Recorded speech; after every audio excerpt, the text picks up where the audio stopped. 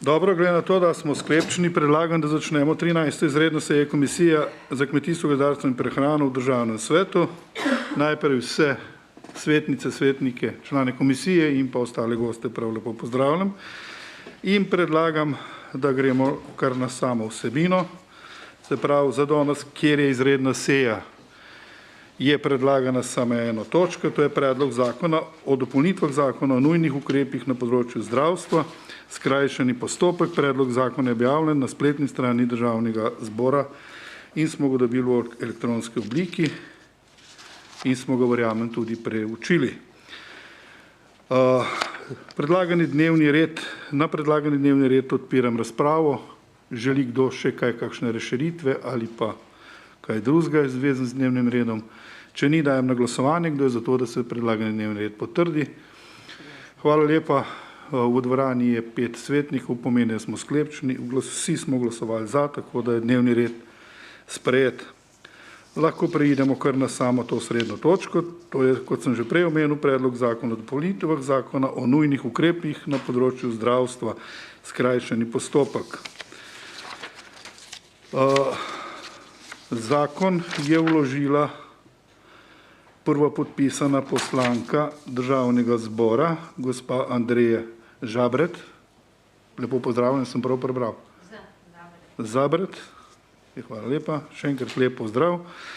Na sejo smo vabili pod to točko tudi Ministrstvo za kmetijstvo, z nami je državni sekretar, magister Aleš Irgolič, tudi njemu lep pozdrav. Potem Kmetijsko-gozdarska zbornica, z nami je gospod Roman Žveglič in pa njegova kolegica, se pravi na zbornici, ki dela v pravni službi, gospa Ahlinova, lepo pozdravljena obema. Tako da to je sa strani vabljenih. Jaz verjamem, da smo vse ustrezne inštitucije z tega področja povabili, da bomo lahko danes po razpravi tudi zavzeli stališče kot komisija. Kot sem prej rekel, zakon je predlagala poslanka z podpisi poslancev, gospa Andreja Zabret, in bi kar prosil za predstavitev predloga zakona. Gospa Zabret, beseda je vaša.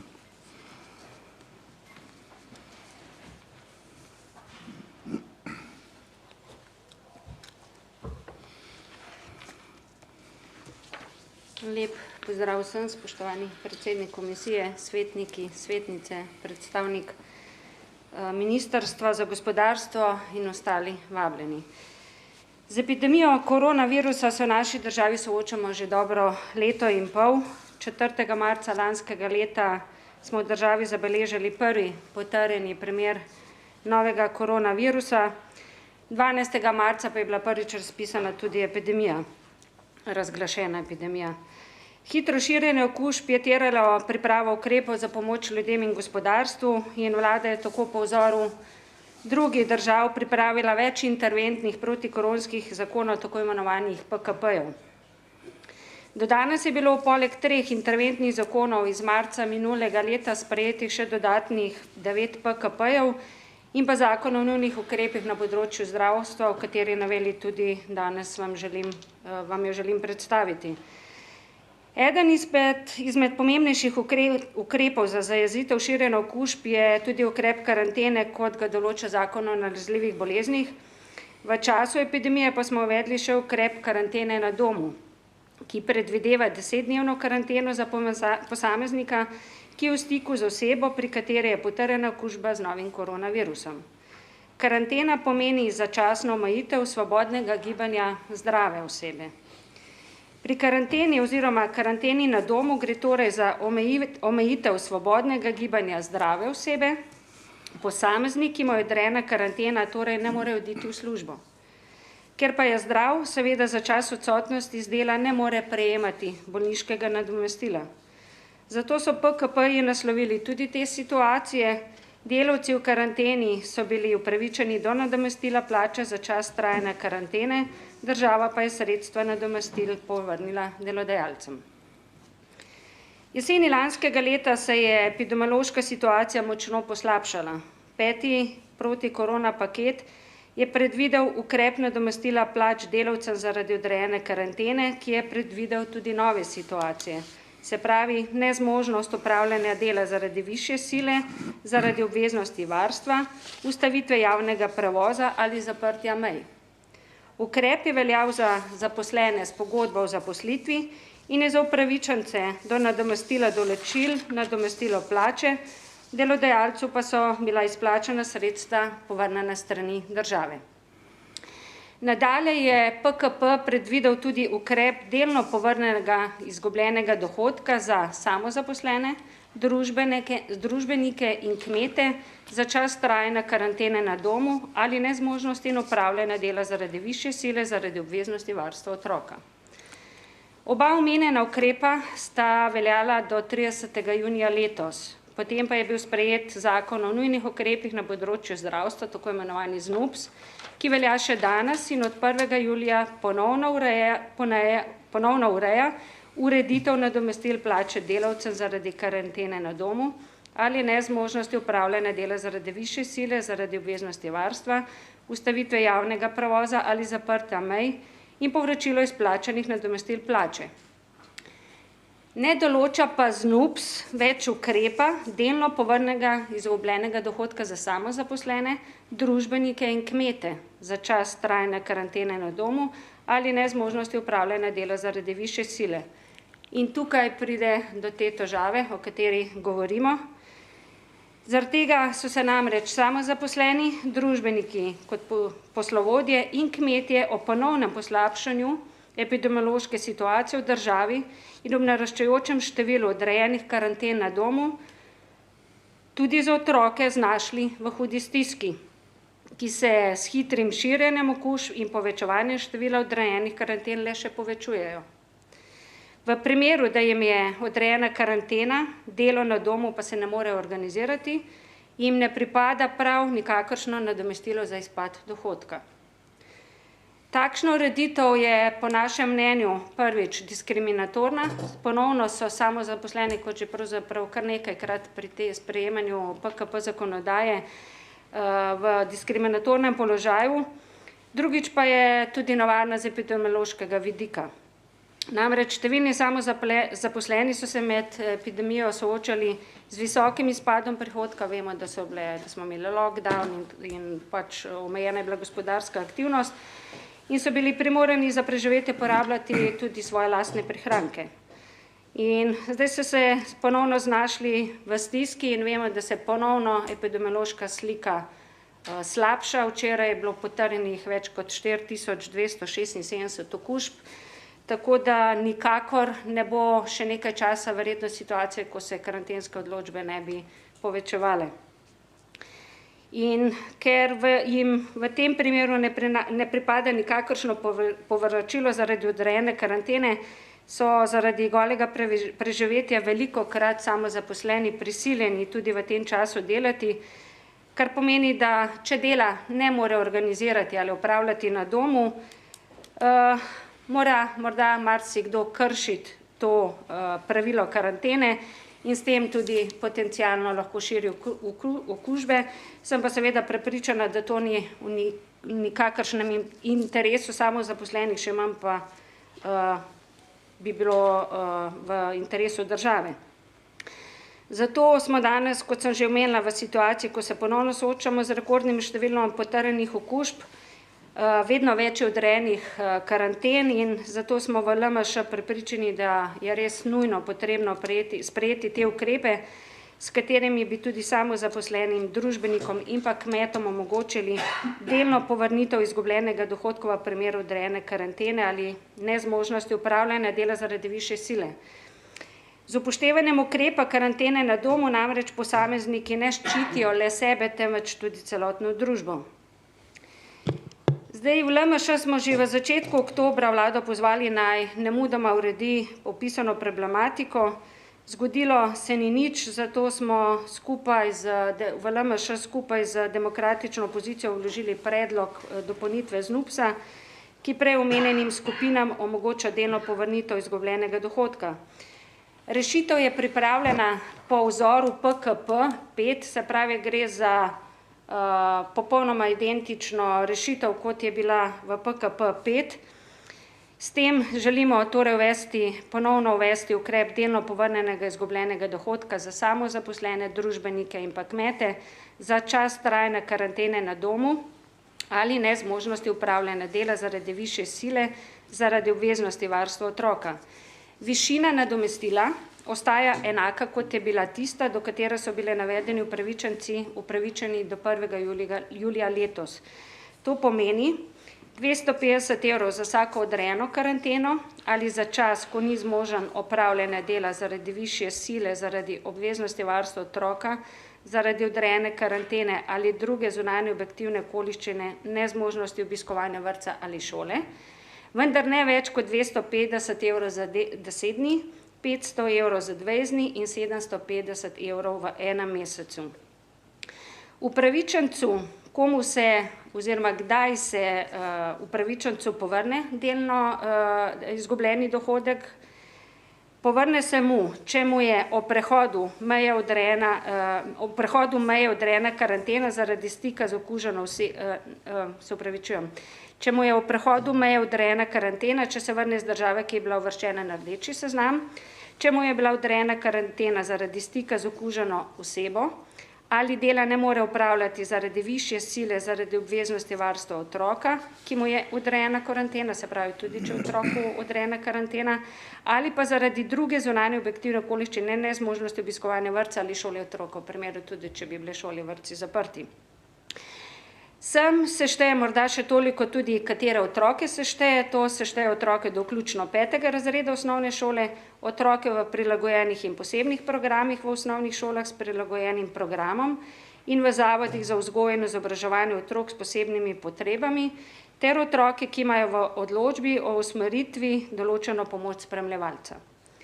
Delno povrnjeni dohodek izplača FURS, sredstva pa zagotavlja država iz državnega proračuna ali tudi EU sredstev.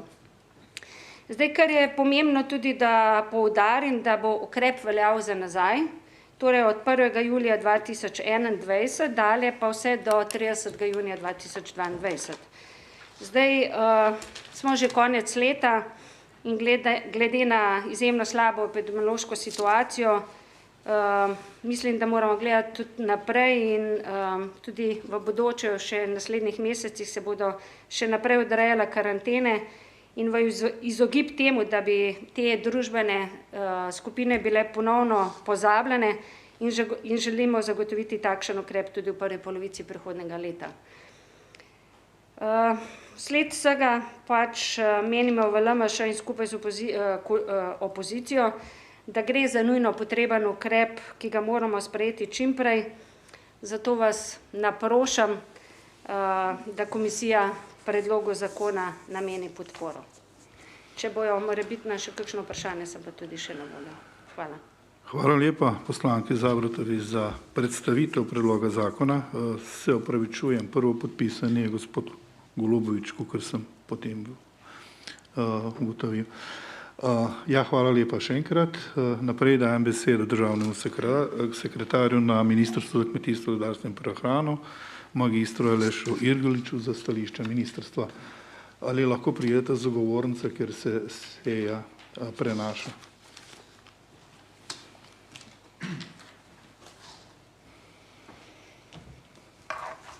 Hvala za besedo, lepo pozdravljeni. Zdaj, predlog zakona o dopolnitvi zakona o nujnih ukrepih na področju zdravstva, torej, če pogledamo za nazaj, je prvič PKP4, ki je bil uveden, sicer za obdobje do 30.9.2020, delavcu povrnjeno nadomestilo plače za obdobje trajanja karantene. Ponovno je bil ukrep za nadomestilo plače zaposlenim za čas trajanja karantene in višje sile s PK5 za obdobje oktober-december 2020 in podaljšano sklepom vlade za januar do junija 2021. Za samozaposlene državnike, poslovodje in kmetje se je delno povrnjeni izgubljeni dohodek za čas trajanja karantene ali višje sile uvedlo v okviru PKP5. Torej, upravičenci tudi kmetje, višina 250 evrov in pa podaljšanje ukrepa do junija 2021, ukrepe izvaja FURS. Z predlogom, ki ga danes tu obravnavamo, sicer načeloma velja, da je potrebno vključiti kmete, s tem se strinjamo. Lahko povem, da tudi se pripravlja vlada zakon, kjer bodo tudi kmetje, tudi zajetje in to je bistveno, kar tudi mi podpiramo. Hvala. Hvala lepa za stališče ministrstva. Na sejo smo vabili tudi Kmetijsko-gozdarska zbornica. Stališče zbornice je za nas tudi pomembno, zato prosim predsednika ali pa mogoče sodelavka, da potem v nadaljevanju da podajo stališče. Prosim, gospod Žveglič, besedo imate.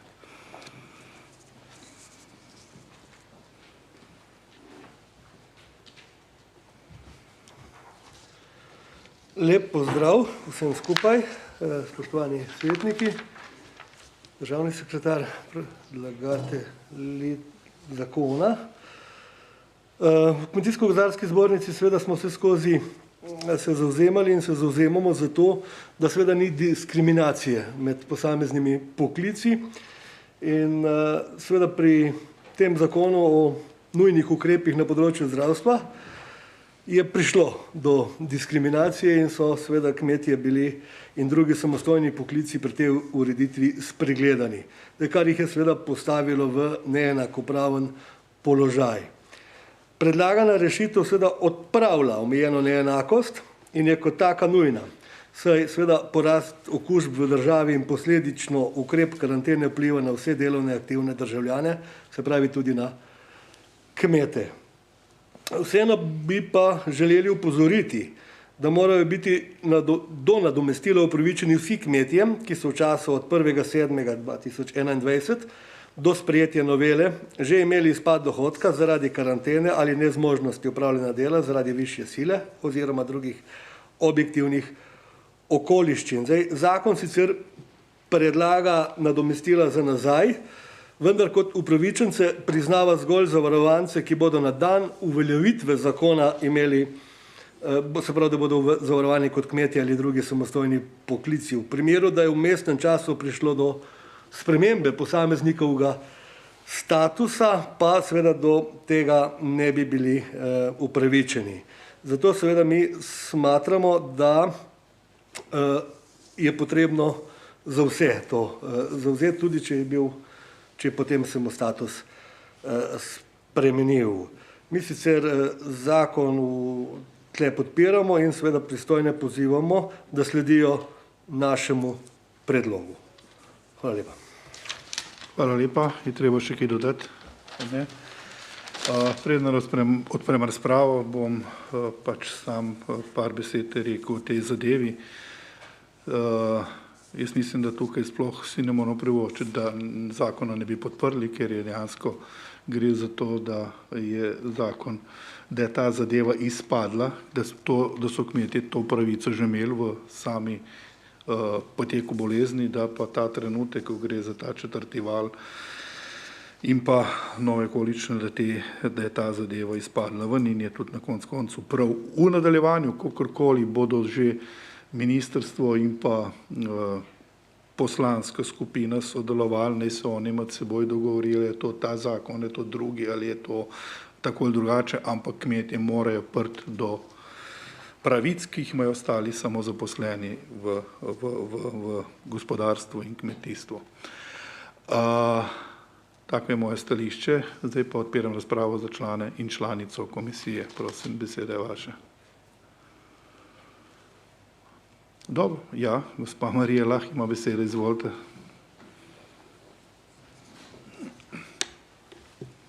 Predsednik, hvala lepa za besedo.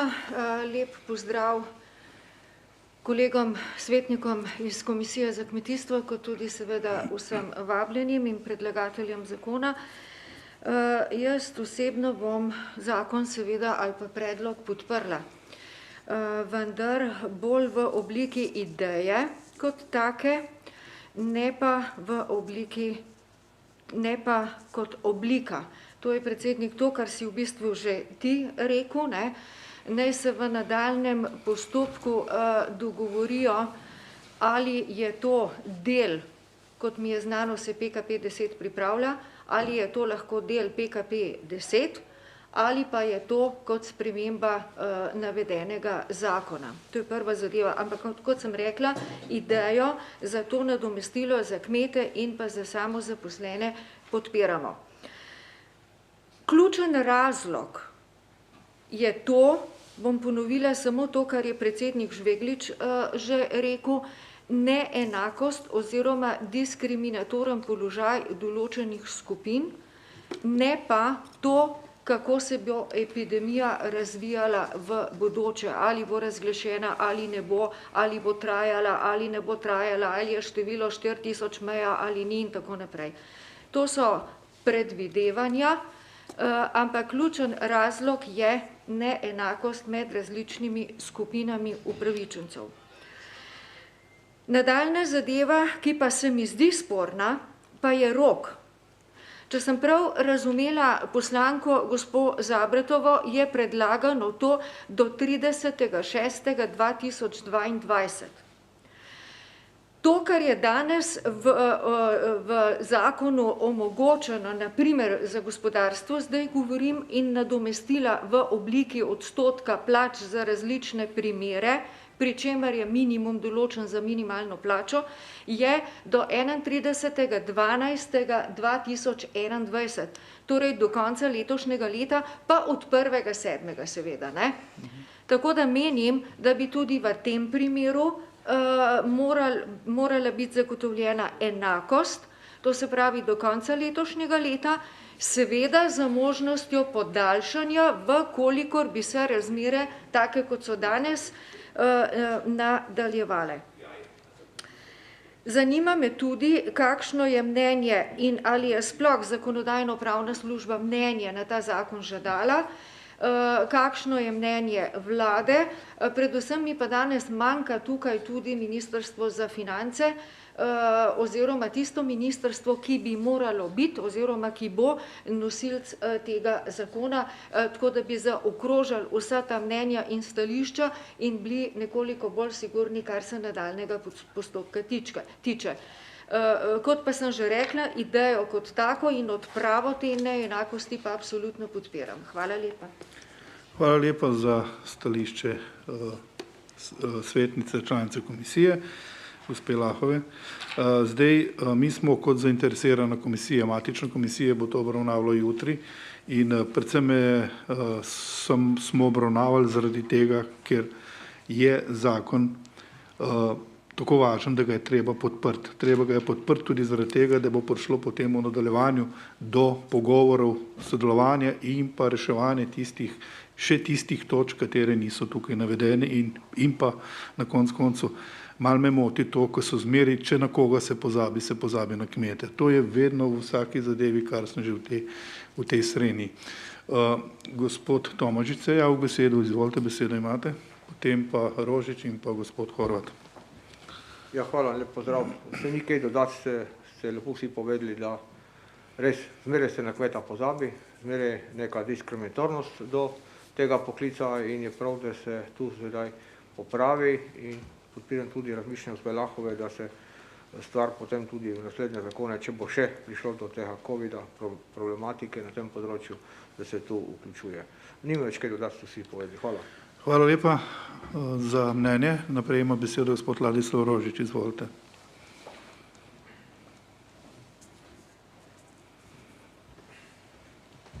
Zdaj, hvala predsednik, kolegice in kolegi, vabljeni.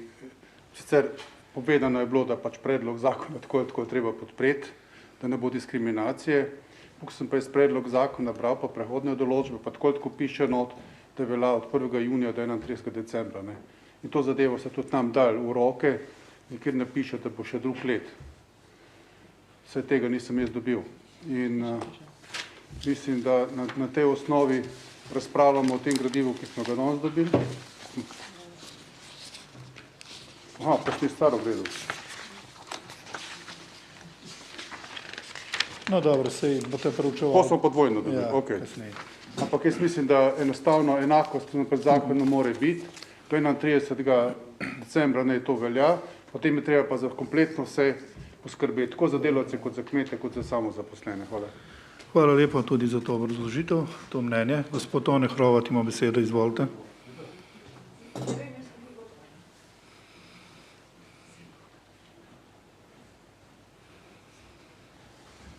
Predsednik, hvala lepa. Mislim, da jaz se bom pridružil tudi mojim predhodnikom, še posebej gospe Vlahovi. Dejansko gre za to, da je to treba podpreti. Mislim pa, da je treba vzeti vladne ukrepe, vse, ki so bili lansko leto se dogajali, z različnimi, da bom rekel, stanji vedenja o krizi. In zato so se zakoni nizali en za drugim in so seveda popravljali skozi. In najbrž bo treba še kaj takega narediti. V tem smislu se mi zdi, da bi kazalo tudi na te stvari tako gledati. Ne bomo rekli, ja, kmetje so ponovadi zmeraj ta zadnji, vendar moram reči, da vedno, ko se je tako dogajalo, tudi v gospodarstvu, vem, da kako je, tudi kar se tiče turizma, minister funkcioniral, ker se mi zdi, da je bilo dobro. Določene stvari so se dogajale, nizale, kriza za krizo, na različnih področjih dejavnosti in v tem smislu tudi pri kmetijstvu, jaz vem, da je včasih kmet kar trdoživ, se ne mora kar tako propati, ne mora krave kar poklati pa jih dati od hiše. In zaradi tega se mi zdi, da je ta signal potreben za vse nas, tudi najbrž se je še kaj pozabilo kdaj in bo treba tudi te stvari še kaj popravljati. In mislim, da glede na to, da je vlada to uspešno delala, ne glede na to, koliko pljujejo nekateri po njej, je treba tudi iz tega zornega kota na tak način vzeti. Jaz mislim, naše življenje se ne bo ustavilo in bo treba te stvari tudi zbornico prosim, da mogoče tudi te stvari še mogoče malo spremlja in če je še kje kaj, najbrž bo treba še kaj popravljati. Ali mogoče finančno, ali pa tudi, ko gre za upravljanje dejavnosti. Hvala lepa. Hvala lepa tudi za to stališče. Še Marjan Mavčec ima besedo. Se odpovedujem, ključno je ta datum 31. Ok, dobro, hvala lepa. S tem smo izčrpali razpravo. Želijo kdo od vabljenih še kaj dodati temu? Na kratko, prosim, ja.